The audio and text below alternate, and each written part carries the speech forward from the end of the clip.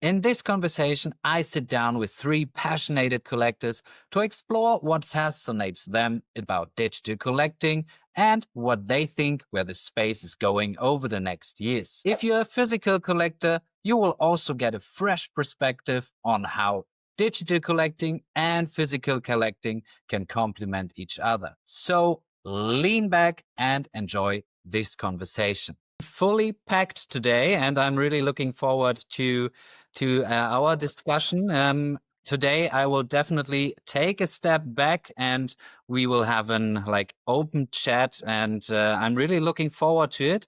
But before we start, please introduce yourself. Say a little bit about your fandom. So, Daniel, let's start with you. Yeah, thanks. Obviously, first of all, Jan, thanks for bringing the space together. And it is a packed house. I feel intimidated because obviously, Chris and Tactical are big time collectors. But yeah, no, as you might know, I started up California Comics, which I put in the VeVeVerse.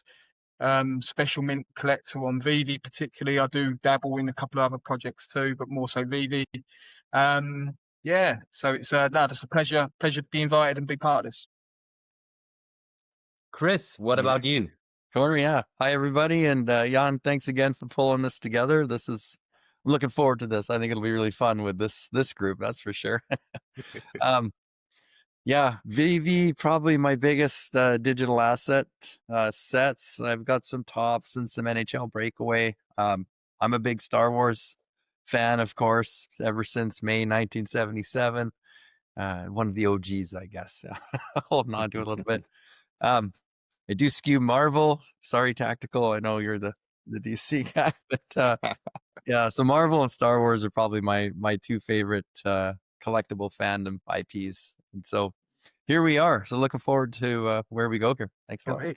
It looks like you're a big flexer as well, because that is an ultimate flex what you got behind you there. I had to do this just because of what's going on right now. I thought I better pull this thing out of the closet. So it's awesome. Tactical. I mean, we haven't never spoken before, so it's a pleasure. As I said before, give yourself a little introduction here. The pleasure is mine, Jan. Thank you for having me on, and it's a pleasure to be here with Chris and Daniel. I'm a DC candy guy, low mint, single digit, double digit, zeros, ones. I like the binaries, and I really, when it gets down to it, I collect for the cover art. I really enjoy some of the way DC's been doing their cover art, and just artist after artist is coming out with great stuff, especially with these DC Absolute series. I think it's really given the artists some freedom to really play around with these guys, and some of these covers are just are really awesome, really awesome. So yeah, I used to be a physical collector when I was younger, and kind of lost kind of the love for it, or lost the space for it as you get a family and everything like that. Digital collecting kind of brought me back in. So yeah, that's kind of me in a nutshell, I guess, for now. No, I can second that as well, Tactical. I think for me, I'd collected as a kid, like probably all of us did. It just got to that point, probably when you become a teenager, and then that collecting journey just ceases.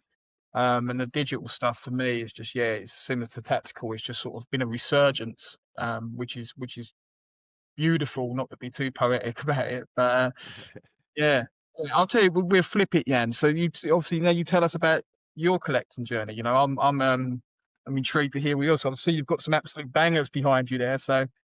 Yeah, but before that is a reprint. That is a reprint. Nice one. That's not another. Cut that out. Let's go again. So my collecting journey is quite short, to be fair, because I've entered VeVe in 2021, and that's where it all started. I mean, I've started kind of with the digital side of things. Obviously, I've collected a little bit of Pokemon, Yu-Gi-Oh! Here and there when I was younger, but that was not really collecting. It was kind of, but the gamification aspect of that back in the days was was like the main focus, I would say, unfortunately, because I mean, I would love to still have all those base sets, cards from back then, but I mean, probably all of us would. So yeah, I mean, I found VeVe back in the 2021 through the OMI token, the ecosystem token, as you guys know from the VeVe digital collectibles ecosystem. And then I got into like the digital side of things first because I thought I can make a quick buck. That's definitely why I came in.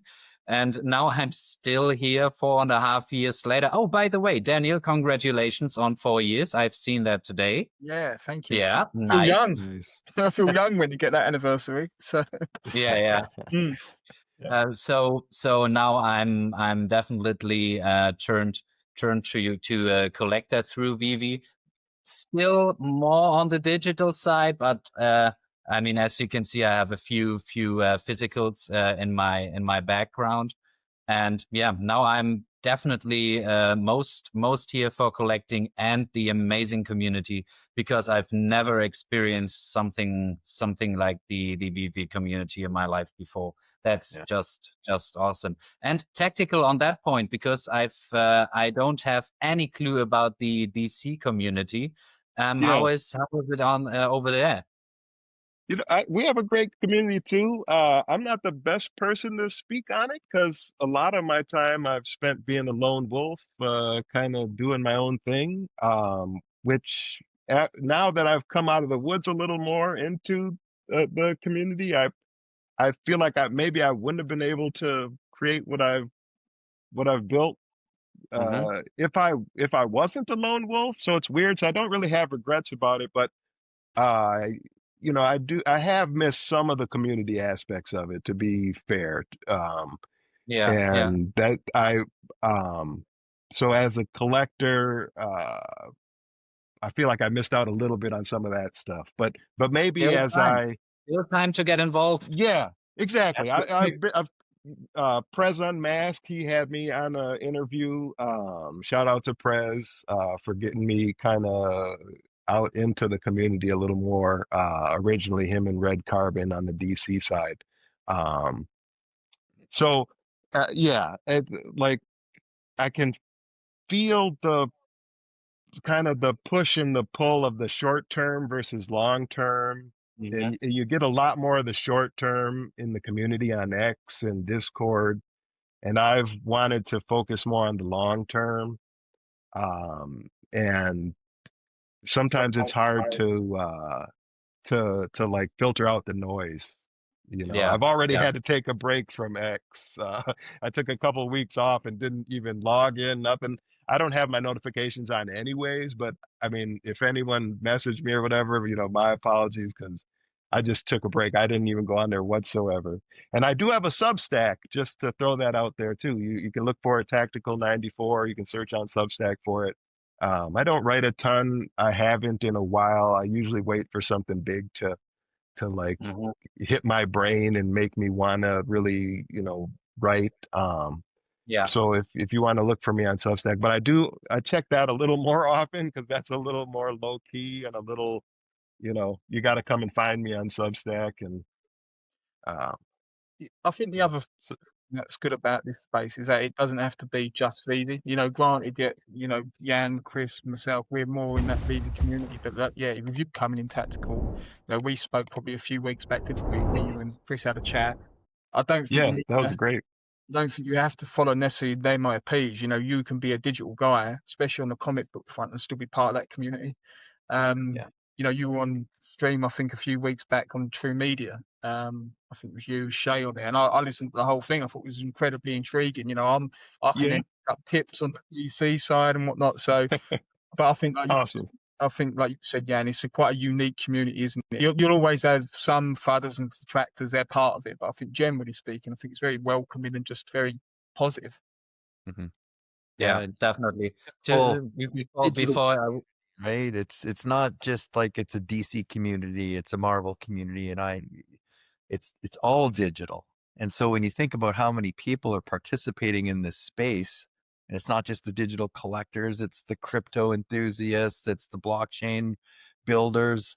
It's an ecosystem that's going to be developing for 20 more years to come. Right. I maybe bad reference, right? But I always look at this like we're in the late 90s, just rolling into the year 2000, and everyone was freaking out that our computers were going to stop when the clocks rolled over. And we rolled right through it. Right. Yeah. We rolled right through it. And when that happened, it was like the floodgates opened. It's like, oh, okay, this internet's probably going to stick around a little bit. Maybe I could build a business on it. And all of the hype and the tests and the elevator pitches that I used to go to in the world of marketing, digital marketing, 90% of those businesses didn't make it. Fantastic ideas, didn't have the technology to distribute the idea. Today, the technology barrier has been removed. Now it's like we need to catch back up with the great ideas. And that's where I'm starting to see a lot of this stuff happening. And so to me, it's a community of everybody that's involved in really the new communication system that we're going to see for the next however long couple of decades here going into this. And we're participating in the building phase. I love it. It's very, very exciting. So look at the four of us. We're all around the world right here. We're all Yeah. around the world, and it's pretty awesome. Pretty awesome.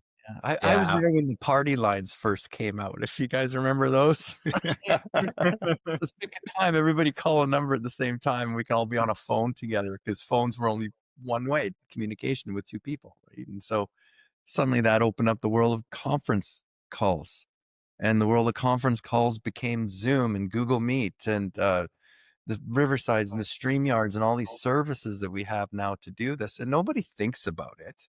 Nobody thinks about behind the scenes tech that brought us here that enables this.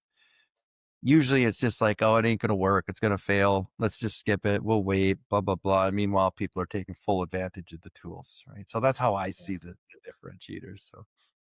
Yeah, absolutely. And to say that about, I mean, we all believe, or we all know, to be fair, that tomorrow will be more digital than today. And I guess collecting will also become more digital over time.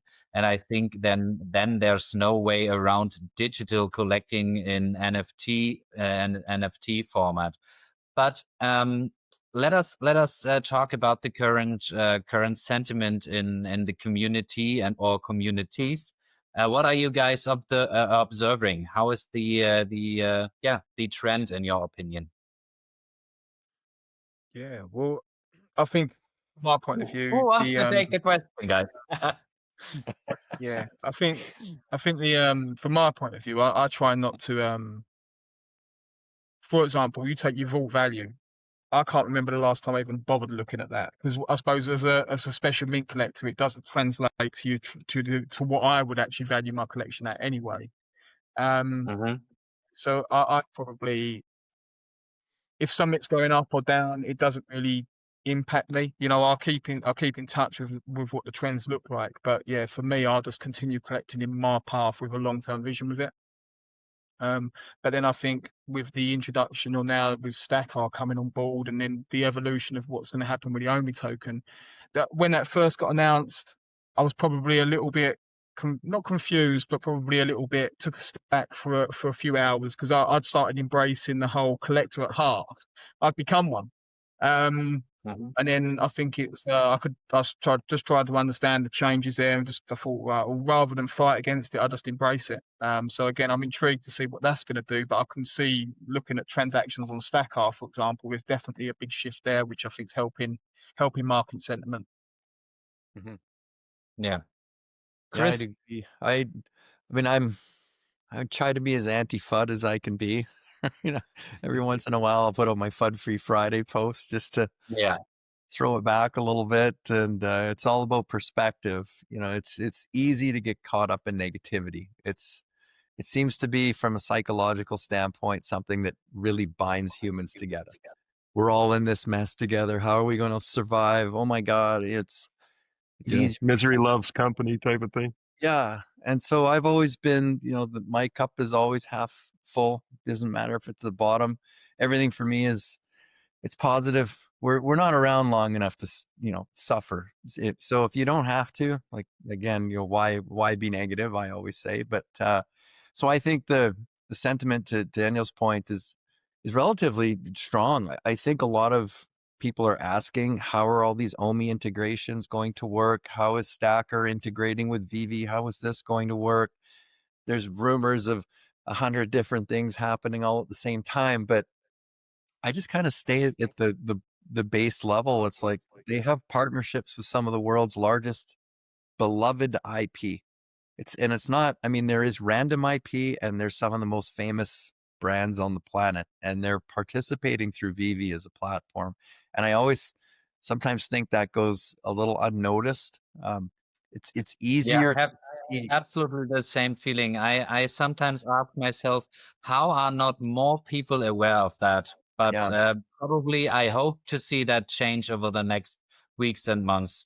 I think because it's easy if you go into the app and pick a brand, Boba Fett, The Mandalorian, these things, you see the market floors where people are letting them go for $1, a couple of dollars, and you can't understand, because if I went into a physical comic book store, I'm going to pay $5.99, and I'm not going to turn around and sell it for $1 as soon as I walk out in the street because it didn't have a rarity or a mint number on it. It's a weird ecosystem. And so I think a lot of people see that and it's like, oh, this is detracting from the value. What people don't see, and maybe this is an app update across, because I know DC does a really good job on this, on the candy side. How many of these are in existence and how many are for sale? Because if you take a run, like even Marvel Comics #1, they minted 60,000 of them. Seems like a lot. Right now, I think the market floor in the commons like $16. That book was $700-800 floor before, but it's because it has a lot. But what people don't see is that there's only, I think today, 117 of them for sale out of 60,000.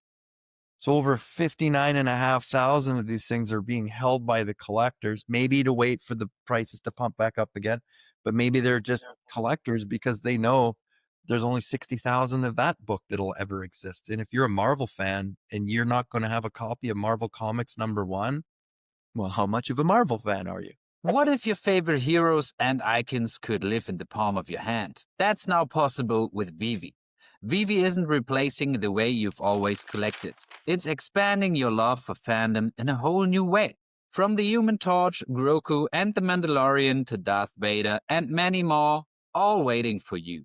Every collectible is officially licensed by the world's biggest brands and made limited through blockchain technology, giving you true digital ownership of what you collect. Discover VeVe today and kickstart your digital collection with 10 free gems to start your journey into this new and exciting world of digital collecting. Use my link in the video description to sign up. Happy collecting, and back to the video. It's kind of like everybody's going to want to have Superman #1, Action Comics #1. You're going to want to have Captain America. Like there's certain ones that you're going to want to have in your collection because they're out of reach physically. I don't have $1 million laying around to buy one of these things, but I can stack Marvel Comics #1 and have a percentage of the total ownership. To me, that's exciting. So I look at it maybe a little differently from the mathematics side. I know scarcity is important. I have a lot of people that collect scarcity because it's scarce. I always look at, okay, where does that intersection between scarcity and popularity match? And, I also, that's a Go very Collect. good point. Shout out Go Collect. I know I write for them sort of part-time here, but I use that as a tool. It's like, well, what does this book trade for in the physical world? How popular is it? When was the last sale? What was the valuation? How often are they turning over? How many of them have been graded versus how many may have been printed? That tells you a percentage on the grading scale, and that's a good measure of value because it's trackable. And I get a lot of feedback, people saying that doesn't make any sense. You can't use that as a metric to collect digitally. And I said, you don't have to, but I like to. It's the old Todd McFarlane, right? If you don't like broccoli, walk on by it in the grocery store, but don't complain to the grocery manager that they're selling broccoli. I always Exactly. so Anyway, Fair point. Tactical, how is it about you? I mean, you are more on the digital DC candy side. Yeah, yeah. Chris mentioned about the analytics on the marketplace. And yeah, it's once you get it down, it's very easy to tell, how many are left, how many have been burned, how many owners there are. Right now they're a little behind on burning, so that those numbers are a bit off on some of them. So sometimes they do get behind, but um, it does make it easy once you know what to look for in the marketplace. It's on every page, so you click on a comic and it comes up, and you can see exactly kind of what's what. And so I think sometimes that stuff's a little hidden if for new users and things like that. There's a little bit of a learning curve when you start in this space. I'm sure that it's probably the same on VeVe too. yeah, But kind of like what Chris was saying too about kind of just that partial ownership of that Marvel Comics #1. Like if you have whatever 10 of them, you have a certain percentage of that. Um, I look at that a lot of times when I'm looking at the art. Like I look at it as almost like like I own a piece of this, a certain percentage of this artwork, which is like community ownership of an artwork. I don't think a lot of people look at it that way, especially with some of the low mints, and some of this newer stuff, especially. Like if you have whoever your favorite artist is out, let's let's go with, I mean, a classic Jack Kirby. yeah, And so there's one Jack Kirby out there on the DC side, and that's Demon #1. And so whatever, I don't know if that's Jack Kirby's first NFT. He probably has his first one on VeVe, I would guess, because he's more of a Marvel guy. But mhm, either way, it's his first DC3 NFT. And I look at that, if you own a piece of that, you own a piece of Jack Kirby history. And um, so I don't know how many people are out there thinking about it like me. And maybe I'm totally off. Maybe I'm the only one thinking of it like that, because I do collect a lot of random stuff that people kind of, excuse my French, shit on, like just like that's garbage, or whatever, that's a comic. Who gives a shit, like I don't look at it that way. I look at it as this is a unique cover, and just because there's 1,200 of them doesn't mean that they're worth less than, depending. Because if 1,200 people love it, and let's say the Epic has 400, but that's not quite as loved as that common that has 1,200, then that's what Chris was kind of saying about the scarcity dynamic versus just the love of it. yeah, And I don't think anything has played out in this space yet to Mm. to really show people what this space is about, and who, and like I don't think it's only a comic book thing. I think the comic book artwork side hasn't been fully like flushed out yet. And that's one of the things that keeps me going. And that's one of the things that makes me feel like I've got a little too far in the future sometimes. You just got to take a step back. yeah. But Depending sorry, on I your went on a time long, super horizon, I tangent would there. Sorry, say. yeah, go ahead. No, no, it's totally fine. I just wanted to add depends on your time horizon, I guess, because I think we all of us think this space is still kind of early, even though it's a common joke in the community here and there. They're like we are still early, but we are. There are like obviously great communities, but those communities are really, really small compared to those brands and those fandoms those brands those brands have. For example, I mean, Chris, in your back, Star Wars, you already told us from 1977, and on that topic, I mean, we will have a new drop on VeVe. We had like Samurai Vader, where I hoped to gamble on the secret rare. Obviously, I got hit in the face and got the common variant, but still a really, really good looking collectible in my opinion. And then we had the new announcement of the AT-AT, is it right? I'm not that big of a Star. Yeah. Okay. Nice. Got it. Nailed it. Yeah. So, Walker. Chris, Yeah. Chris, I want to start with you on this one because your background is awesome for this topic. What is Yeah. your opinion? I can't remember when I got this. This would have been, I can't even remember when this thing came out, the 80s. And it was one of those pieces when Mom was cleaning house and I lost so much of my Star Wars collectibles. And I said, I cannot part with this. It's my favorite piece. Of course, I also had the Hoth battle set, if anyone remembers this, which seems to look a lot like the diorama that we're getting with the Imperial Walker drop. But yeah, when I saw this, I ran downstairs. I'm like, there it is. It's still in the closet. I pulled it out and got all the dust off it. And I thought, yeah, this is going to be one of those little fidgetal moments for me. So I'm debating whether I'll grab one in the market. Some of these pieces I do usually like to get because I like to have the blockchain original mint. But I'm torn because, like Daniel, I'm a mint hunter. So I like to wait for certain pieces that come out, and usually in the market you find them at a bit of a better rate because there's a lot of people that don't do the homework on their editions, and so they let things go that sometimes they regret later. But all I can say is do your homework, right? Check your mints. Go to Google. There's a Google for that, right? So, but yeah, I'll just ask ChatGPT. I mean, it's a quick text prompt, right? So yeah. just to get an overview, obviously there are some mints that are like more hidden than others, but yeah. So as I understand correctly, you will probably not go for the drop. I'm debating. It's one of those. There's not many pieces that I think going forward that I would want to mint. This is probably one that I will mint.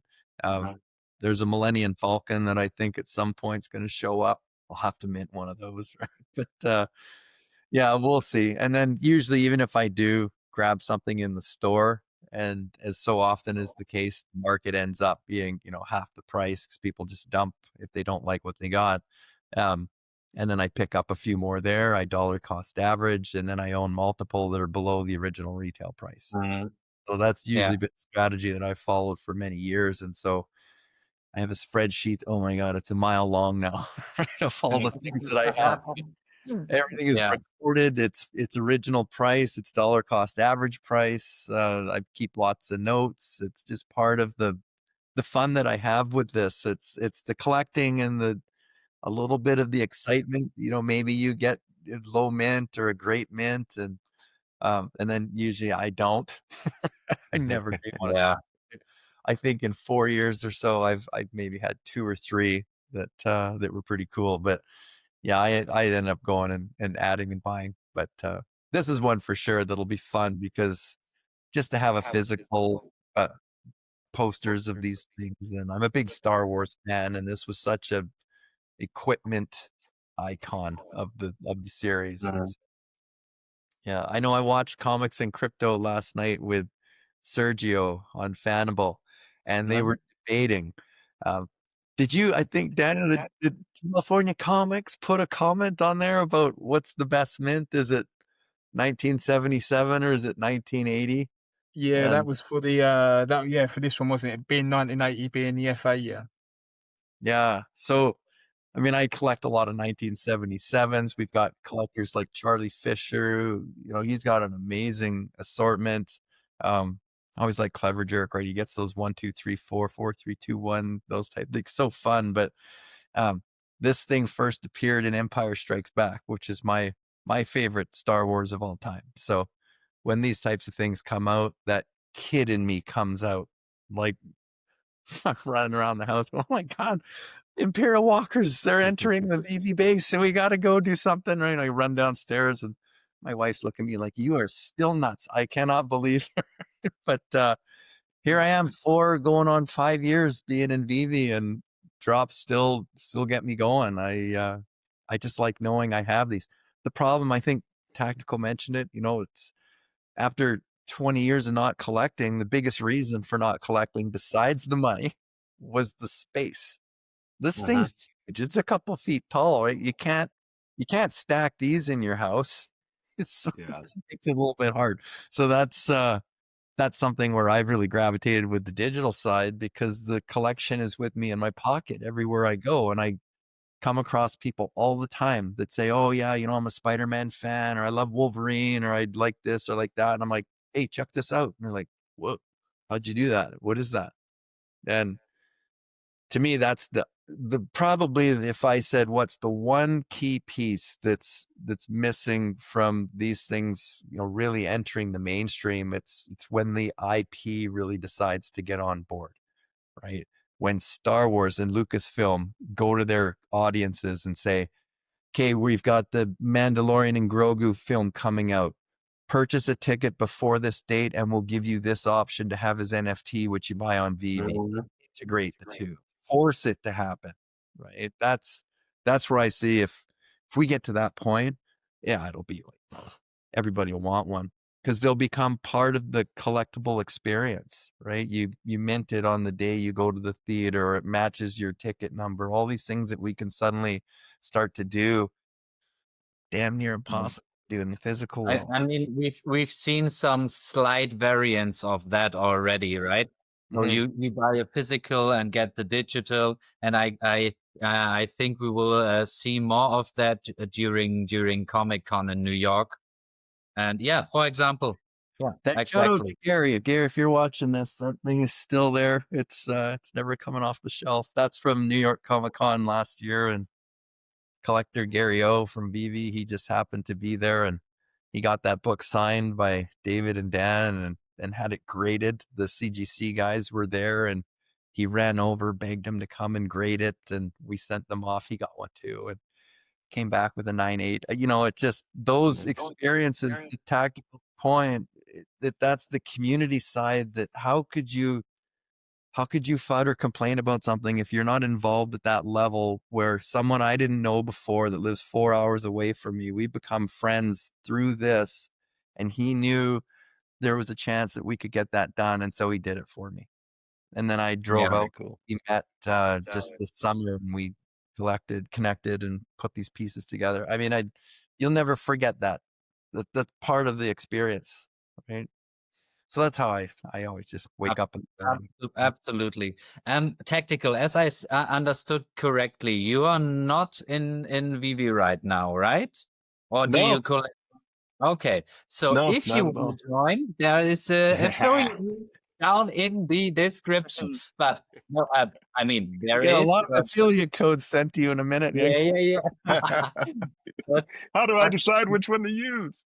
Yeah, I mean, just use anyone, and then just dip your toe into the VeVe community. No, but what kind of IP or collectible needs to drop on VeVe for you to at least check VeVe out and get a profile on the app? I think it's more that the DC side has to prove itself. that I feel like I have to finish my work here on the DC side first. Okay. That's what I feel like. My work is not done here. And so once it is, and I feel confident that it is, I'm going to get one of those Todds, and I'm going to get one that is a good mint number, like that's kind of on my radar. So I do know of I know of VeVe. I see the VeVe stuff, the drops and everything. I don't think there's anything that will pull me over there before my work's done on the DC side. But once I feel like for you, what was that? Total focus for you on the DC side first, and then exactly. Got it. And but I do like that Todd, and we got Batman 423 over on our side, the comic book. So that would go together well. That'd be a nice pair. Yeah. Yes. Yeah, definitely.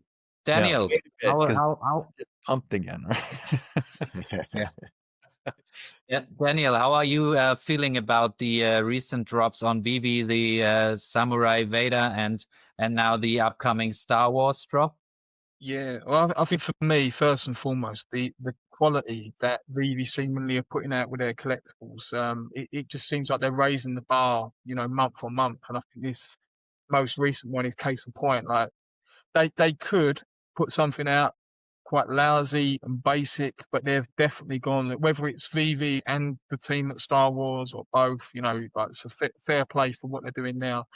I think the thing that intrigues me is that, if there's certain drops that will happen, whether it's now, in the past, or in the future, which for me would just be absolute bankers. So, you know, fast forward, we have mass adoption of digital collecting.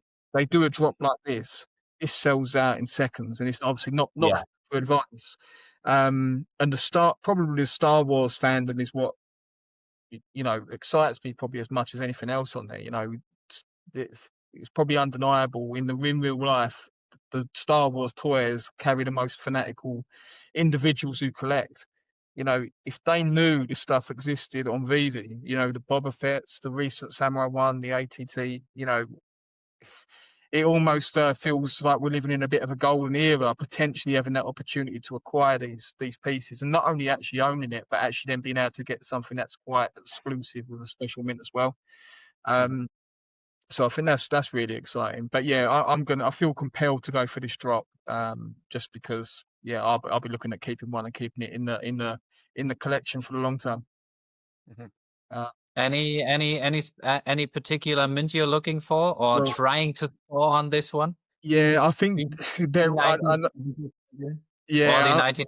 I think the price I probably will observe on this one, because like Chris said, you got Charlie Fisher out there, you've got comic guys at Comics and Crypto, and I think the 1980 mint will go for an obscene price on this one, so I might just watch and observe. I did though on the Samurai. Now let me have a look on the common. I managed to pick up 1, 2, 3, 4, so the sequential. Um, Putting my digital grading hat on, which is, as you might know, is something we've recently launched. I managed to get the edition number 243, which will mean nothing to most people, but that was actually the first mint number or edition number that was minted on the blockchain once they opened up the market.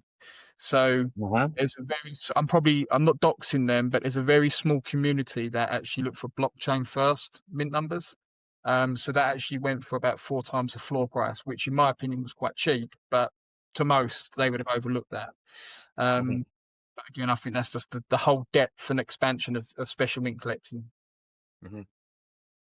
Yeah. I think like I'm definitely not a special mint collector, but on that front, like the first mint on the blockchain, in my personal opinion, and guys, you are welcome to prove me wrong here. This, in my opinion, this will stay a really niche community of collectors. What is your take on that? Yeah, I agree. There's always those that want the first of anything. And so, yes, I've had a chat with a bunch of people about this, like binaries I love because they are clean, they look great, everybody can understand them. If you have the last mint, if you have a 1, 2, 3, 4 mint, if these really special mints, a year mint, a 1980 on the Imperial Walker. I mean, it's a no-brainer. Everybody can understand it. That gives it market popularity, makes it easy to sell, easy to shift.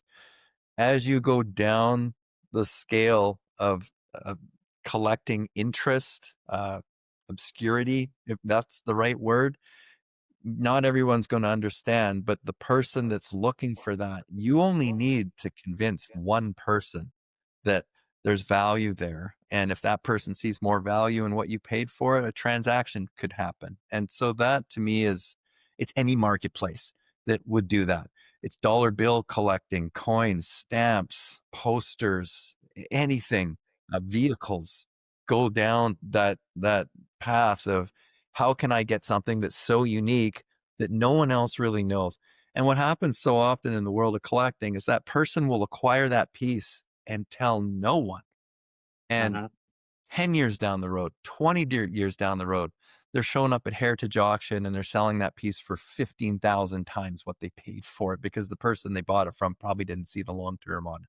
And so, I mean, I look at my comic collection, you know, I've been around for a few years, and I was buying some of these things for $1.25. And when they went up to $1.50, I'm like, this is getting expensive. It's $1. I didn't have money back then to be buying hundreds. But I held them all. And today, when I take them out and I look at the conditions and I compare it on Go Collect, it's like, this book is up 12,000%. You know, maybe it's $120, maybe it's $1,200, and I bought it for $1. It's not necessarily life-changing money, but if you're a percentage, you know, mathematician kind of thing, you can have some massive gains. But 20 years, 30 years, 40 years down the road, like almost you're getting into that realm of, if I keep these things and they are what they are, that's generational wealth. My kids could benefit from this. We live in a world today of immediacy. Everything has to happen now, fast. I didn't get the number I want, dump it, get out, move on, try again. Oh, FUD this. It was, and I agree. You said it earlier, John, when we started this thing, I thought, well, I'll buy 10, I'll keep 1, and I'll flip 9, and I'll make that money to buy more. And then that worked for a little bit, and then it didn't. But when it didn't is when my emotions changed about how I was involved in this. And now it's like, well, I'm not buying many pieces anymore. I'm going after very specific ones. I love the old David Yu analogy, right? Buy 3, keep 1, sell 1, maybe trade 1, but have some flexibility. I maybe buy 4 or 5 so I can dollar cost average all of them, because some of the big ones you got to pay a lot for, right? But that's, I look at the time horizons on this is also much longer term, I think, than most people. And so that's where I'm trying to get in on some of these exclusives and these special mints that down the road could be wrong.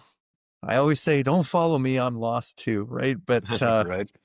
At the end of the day, if I'm patterning what happens in the traditional space, the real world collecting market, and you apply some of those rules and pieces of logic into the digital space, learn from history, learn from the offline. It's not, collecting isn't new. It's just this format is new. There was a time when there was no internet, and I used to work for a very large newspaper chain here in Canada, and they fought the internet. I say this all the time. They didn't want it to come because they worried that people would stop reading their print product. And it's like, you can't stop that. It's going to happen whether you try to police it or not.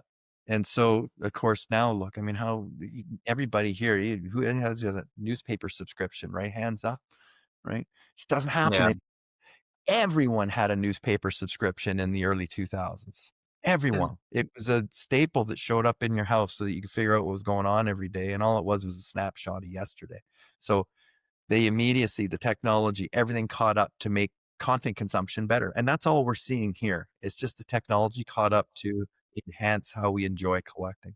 So I always say, compare the two, blend the two, learn from the two, apply, and it'll help your collecting journey. Because then sometimes people question, well, should I go for this? Do I go for this? What do I look for? If you just apply some of the same logic and sense, that a lot of times clears up a lot of guesswork. So with the special insight as well, it does add like for me at least, it's had a completely different dynamic to my collecting journey, you know, because now another degree of excitement and gamify it. Like the Anakin drop like they did yesterday or the day before, the Anakin comic. Yeah, I picked up this morning mint, let me get this right, 1962 for the floor price. Now someone's just thrown that away because they've probably taken a shot at getting the 1977 and haven't got it. What 1962 represents is that book come out on the 6th of February 2019. That's the published date. So, you know, I can collect that, I can enjoy it, but at the same time, if I put my investor hat on, you know, I'm granted it's not going to be something that's going to have great magnitude, but it's certainly going to be worth more than the floor price in time. And like Chris said, it will trickle down, you know, the more users we get in, and the more people were stacking some of these more elite mints and won't let them go because they are actual bona fide true collectors that maybe are doing that, building that collection for future generations. People are going to have to evolve and adapt to what they collect. I think the one thing which Tactical is spoiled over at Candy where we're not, and that is the release of these low edition numbers like Edition 0 and Edition 1. I don't know if Candy are dropping the ball massively by letting them into the hands of collectors, or if they're just being very generous with it. But I think if we had that on VeVe, if you could get Marvel Comics 1, Mint 1, that would be insane. But Tactical can definitely, he's the man to talk about the low edition numbers, that's for sure. Oh, yeah, I know we're spoiled over here. I just, yeah, I don't think many other people understand how spoiled we are over here on the DC side. You know, I just like with those low editions because people just seem to give them away a lot of times. You know, if you're hunting for legendaries or, you know, I don't know, if you're hunting for a legendary and you pull a number 3 of the uncommon, that's worth to me as much as the legendary, if not more than the floor price of the legendary. It's like insane to me that you're going to give it away for like maybe 2 times the floor or something, or 3 times the floor. But based on how they sit out there and whatnot, I'm one of the only people that think that. It's weird to me. You know, no offense to people who are flipping it, you're getting a doubler or a tripler. You know, you're getting a 2x or a 3x. If that's what you're trying to do, the short-term game, that's awesome, you know, like that's part of the game. But as a long-term collector, to me, that just seems insanely cheap. And, you know, history might look at me as the idiot, but Or I'm just maybe collecting not. these. Maybe not. Maybe not. Yeah, but like it's gonna be hard to get any edition 0 off me. I'm gonna tell you that much. And you know, those edition 0, I don't, Jan, you might not even know this, but there's like DC when our first go round, when we were on the earliest beta Palm network, we couldn't even see the edition numbers. We had to go to a third party site and put in the address and put it into a different a third party site, a DC3 wiki. Shout out to GM Ryan. That guy is the bomb. Okay, like that guy has kept people in it. So DC3 wiki, check it out if you're collecting DC. But yeah, we'd put them in, and then you could see the edition number. And so not a ton of people knew that you could even do that. And so I would just be like an insane person, just sit there all night. My girls would ask me what I'm doing. I'm like, I'm looking for mint numbers and just plopping them back and forth, back and forth. And, you know, I'd come up on low mints for the floor and I would just swoop them up. And I just felt like I had a secret power or something, you know, and I don't think many people were out there doing that at the time. And again, I could look like the idiot in the end, but I think those edition zeros. I'm with you. What was that? I was on the wiki. I was plugging numbers, hours. I'm like, holy cow, that one's low. I'll grab that one, right? For the same price. Yeah. People didn't. When I got that edition 0 addiction, it was like, you know, those are going to be hella tough to get from me. I'm going to tell you that. I think it's the same way. Because, I mean, the floor price on any edition 0, I think there's 334 comic book edition 0s on the DC side. 334 across 70 releases, 70 different comic releases. And the floor price is $499,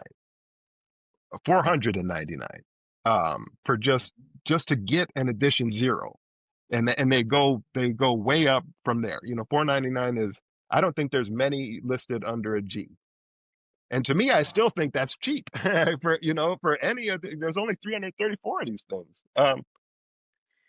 But I don't know. It is crazy because I always look at Go Collect when DC does some of the drops, like the recent Batman, and you look at what they go for in the real world.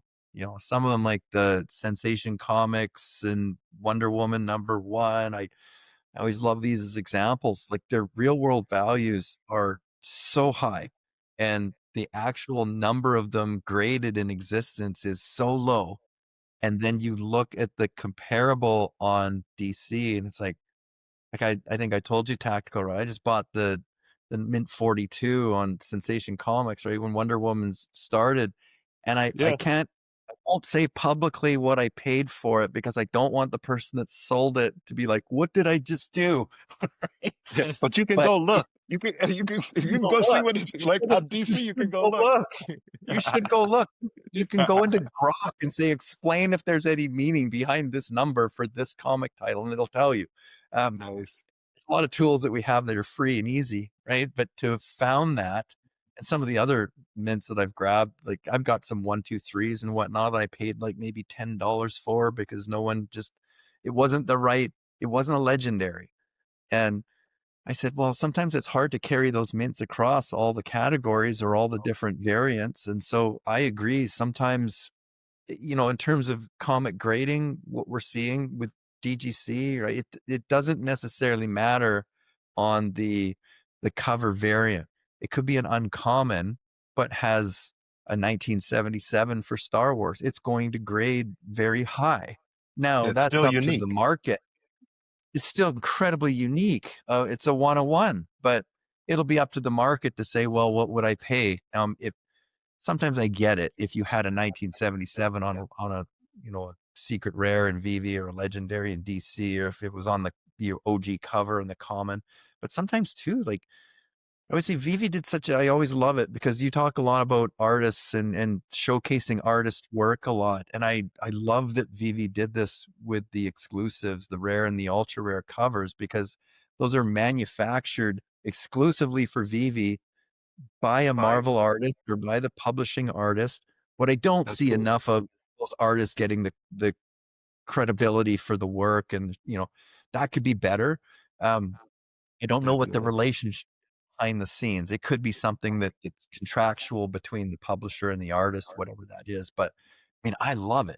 And sometimes when you can, like, my favorite thing is, like, let's say an exclusive cover drops in 2025 and you're able to pick up a 250, a 251, a 125, a 2025 mint on that exclusive piece from that artist. That's the year it dropped on VeVe.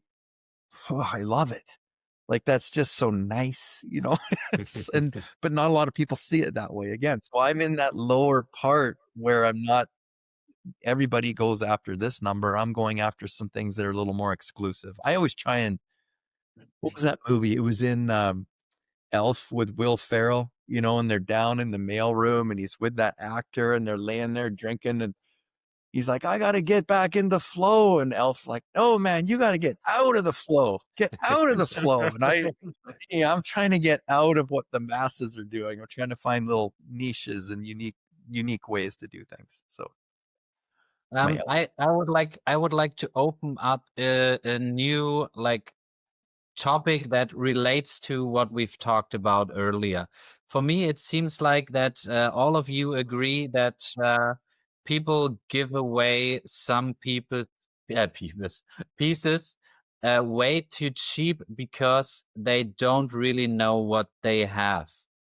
But in my opinion, a lot of people are gambling on those obvious mints because, for example, if you get a 1977 Star Wars collectible, first of all, there is at least one bounty out there.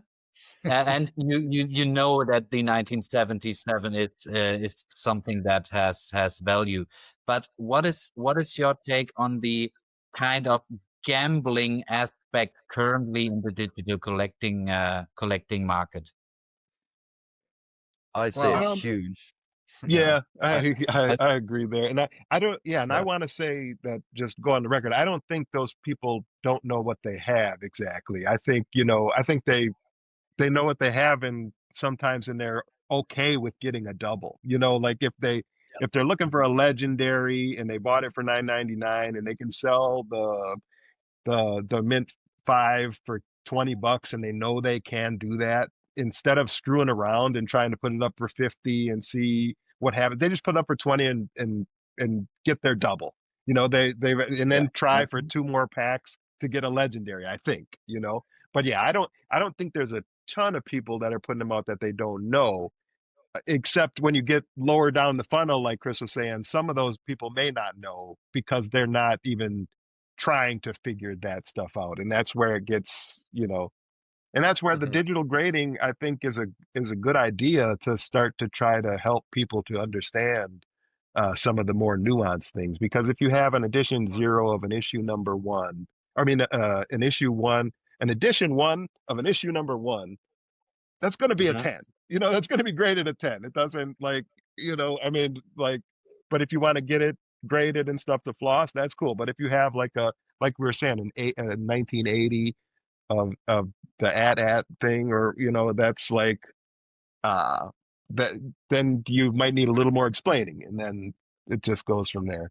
But sorry, get back to your question, Jan. The gambling aspect is definitely there. Like there's no way around it when you're opening up packs and trying for editions and it's secret rares or legendaries, and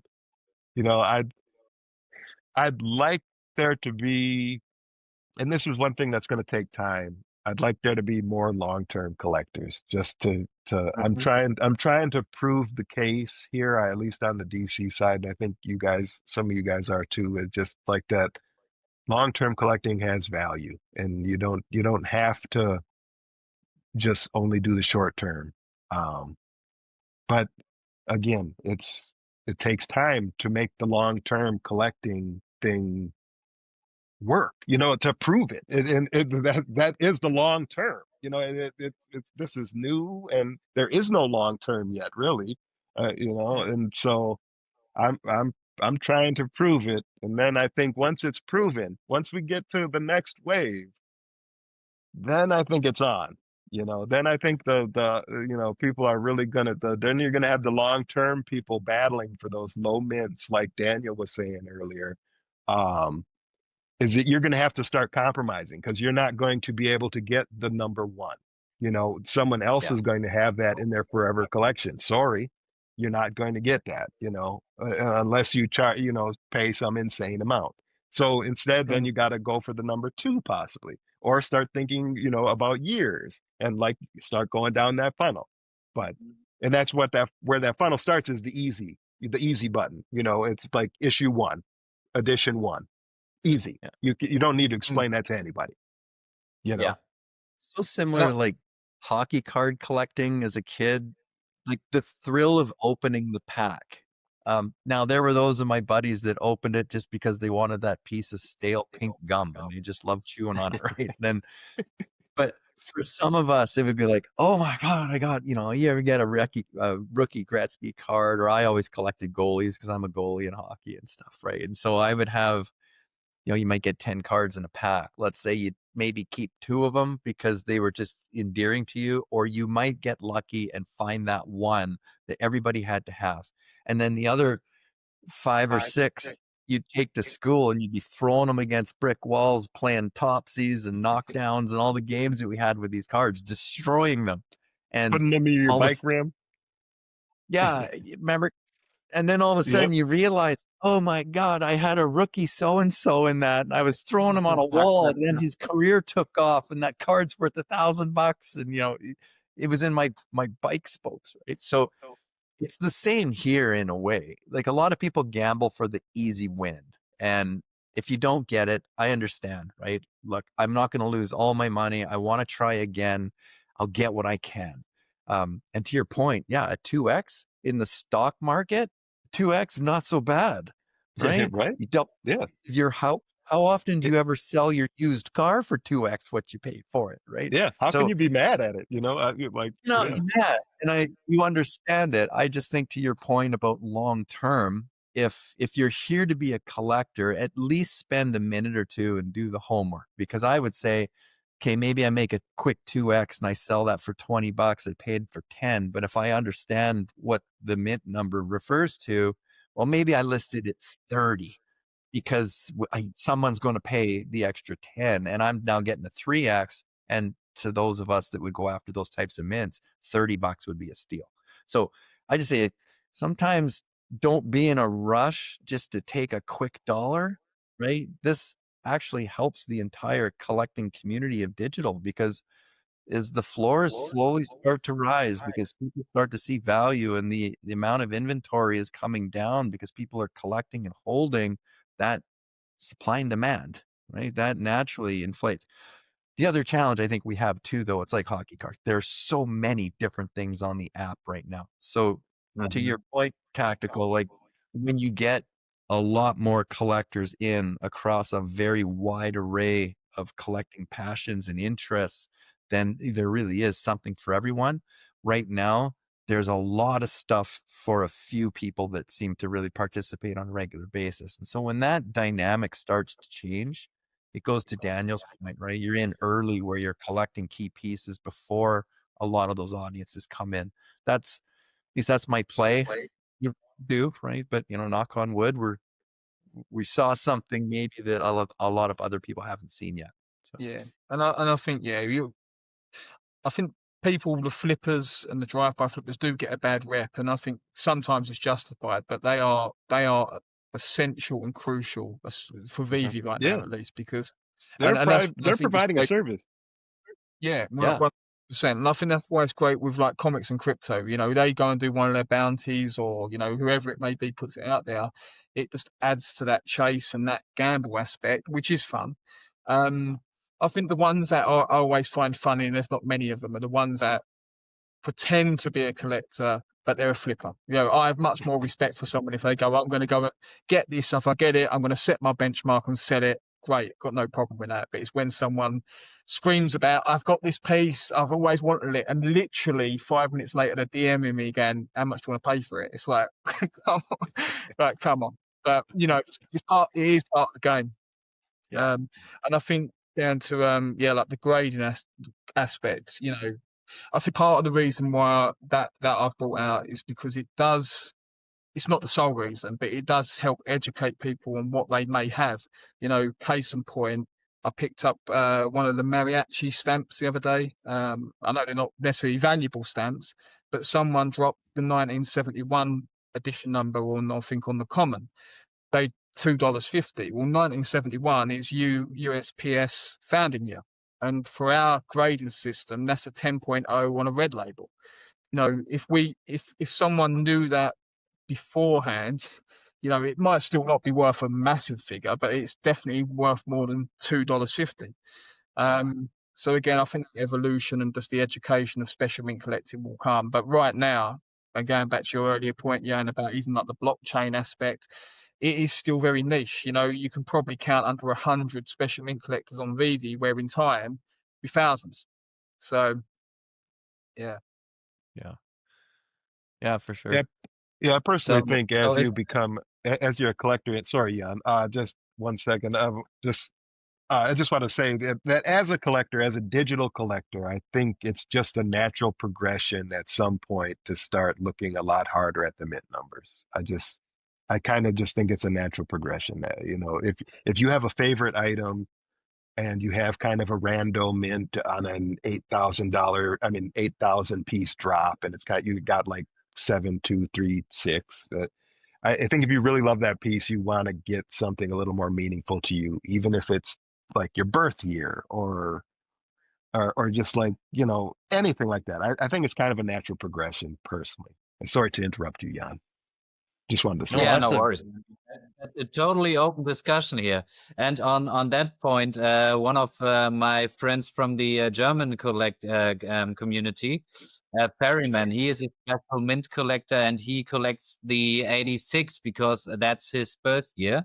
And today, I mean, not the day of when this comes out, but like the actual today, he bought like a Miles Morales number 86 on VeVe, and that's a secret rare. That's a huge piece. I mean, a huge Nice. piece. And I know for sure he will not give that away. Yeah. So anybody else on the birth year 86 wants to start collecting on VeVe, they got competition, Oh, yeah. Right.